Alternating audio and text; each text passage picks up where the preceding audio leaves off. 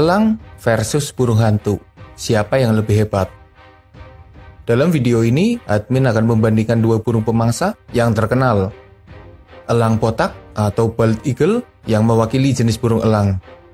Dan burung hantu tanduk besar atau great horned owl yang mewakili jenis burung hantu. Kenapa admin memilih kedua jenis itu?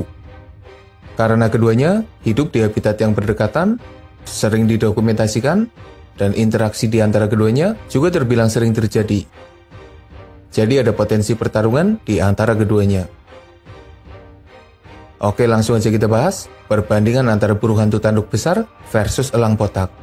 Dan di akhir video, kita akan mengetahui siapa yang lebih hebat. Elang potak memiliki tubuh yang besar. Panjangnya antara 70 hingga 102 cm. Lebar sayapnya antara 1,8 hingga 2,3 meter. Dan beratnya antara 3 hingga 6,3 kg. Ukuran betina lebih besar dari bejantannya. Sementara burung hantu tanduk besar memiliki tubuh dengan panjang antara 43 hingga 64 cm. Lebar sayap antara 91 hingga 153 cm. Dan beratnya antara 1,2 hingga 2,5 kg. Betina juga lebih besar daripada bejantan. Dari ukurannya, elang potak tentu lebih besar daripada burung hantu tanduk besar. Bahkan, jika dibandingkan dengan burung hantu Blakiston yang jadi burung hantu terbesar, elang potak masih lebih besar. Pasalnya, berat burung hantu Blakiston hanya di kisaran 3 hingga 4,5 kg saja.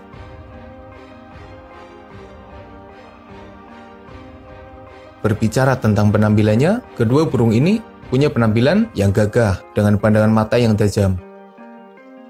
Burung hantu tanduk besar punya perawakan yang sekilas mirip seorang kesatria dengan topeng dan jubah. Ciri khas dari burung hantu ini adalah bulu yang ada di kepalanya yang mirip seperti tanduk, makanya dinamai horned owl. Kepalanya besar, matanya bulat dan tajam. Bulunya dominan abu-abu dengan motif gelap, sangat membantu mereka untuk berkamuflase. Sementara elang potak, ciri khas yang membuatnya berbeda adalah warna kepala yang putih dan warna tubuh yang gelap, sementara ekor bawahnya juga putih. Dengan kepala yang putih itu, makanya terkesan seperti potak, karena perbedaan warna yang jelas. Elang potak punya perawakan yang gagah dan terlihat begitu kuat. Dari penampilannya, entah kenapa admin lebih menyukai burung hantu tanduk besar. Yang pasti, bulu di kepalanya menjadi nilai tambah untuk penampilannya.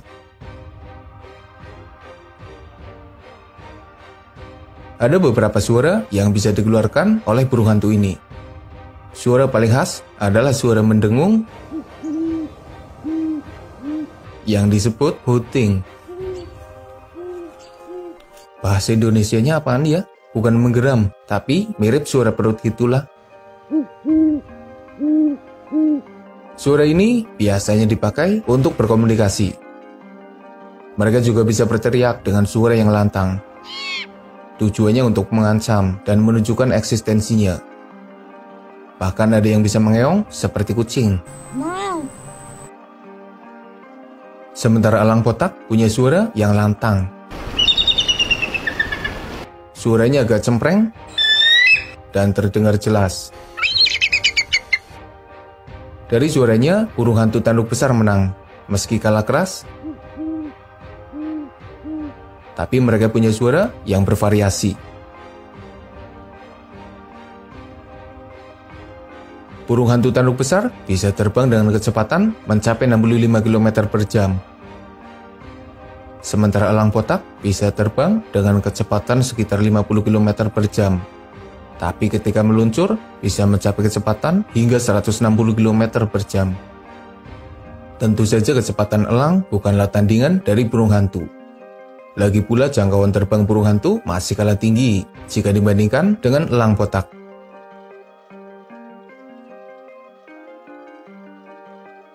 Mungkin ada yang belum tahu kalau kedua burung ini sebenarnya bisa berenang, dan keduanya adalah perenang yang hebat. Mereka memakai sayapnya sebagai dayung. Tapi dalam perbandingan ini, elang potak menang. Alasannya karena mereka bukan hanya bisa berenang, tapi mereka punya kemampuan untuk memburu ikan di dalam air. Dan ikan yang diburu juga berukuran besar.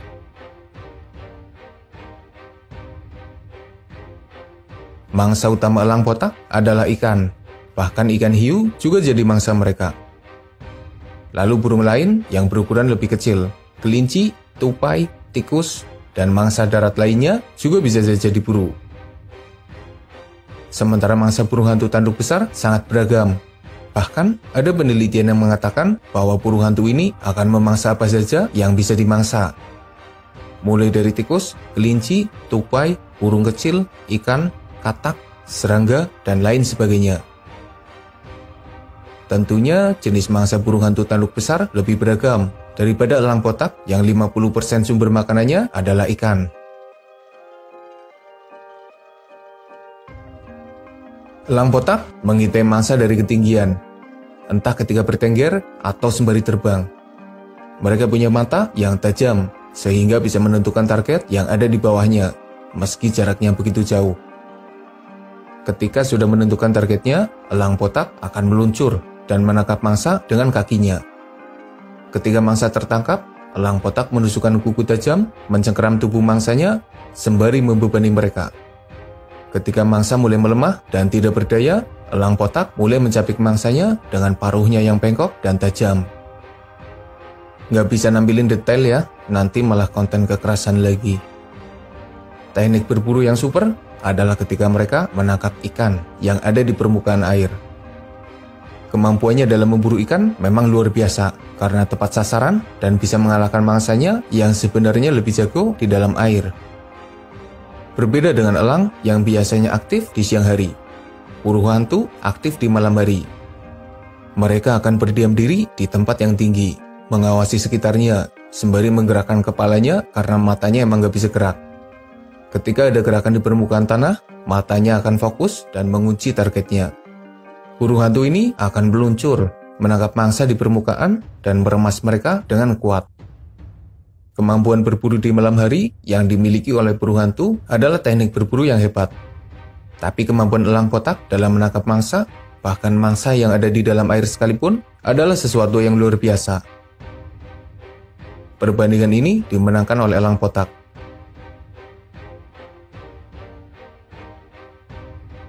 Burung hantu tanduk besar menghadapi beberapa pesaing yang bisa saja menurunkan level mereka jadi mangsa.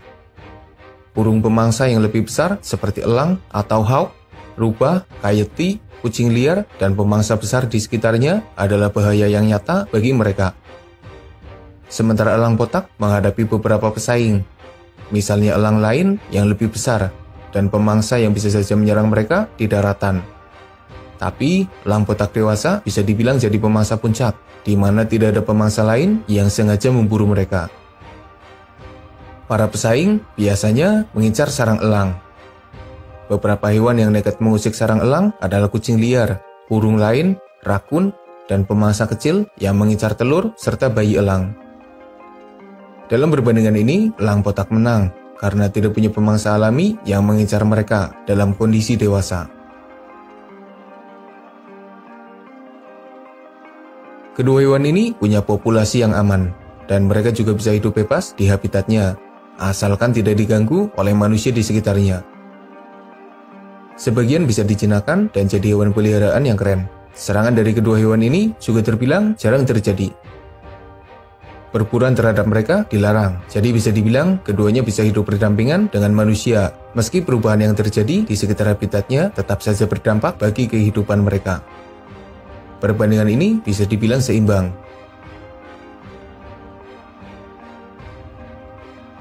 Keduanya punya habitat yang berdekatan dan ada beberapa interaksi di antara keduanya. Burung hantu bisa saja menyerang sarang elang dan mencuri telur atau elang kecil yang ada di dalam sarang. Biasanya induk elang akan bertarung demi keselamatan buah hatinya. Burung elang juga pernah diserang oleh burung hantu yang coba melindungi sarangnya. Burung hantu tidak memangsa elang dewasa, tapi elang bisa saja memangsa burung hantu. Elang botak juga pernah kedapatan bertarung dengan burung hantu tanduk besar, dan mereka unggul. Tentu saja, ukuran sangat berpengaruh terhadap hasil pertarungan keduanya. mengingat mereka adalah hewan soliter yang harus duel satu lawan satu. Secara umum, elang botak menang jika harus bertarung dengan burung hantu tanduk besar. Elang botak unggul dari ukurannya, kecepatan terbangnya, kemampuan berenangnya, teknik berburunya, pesaingnya, dan menang duel. Sementara burung hantu tanduk besar unggul dari penampilannya, suaranya, dan jenis mangsanya.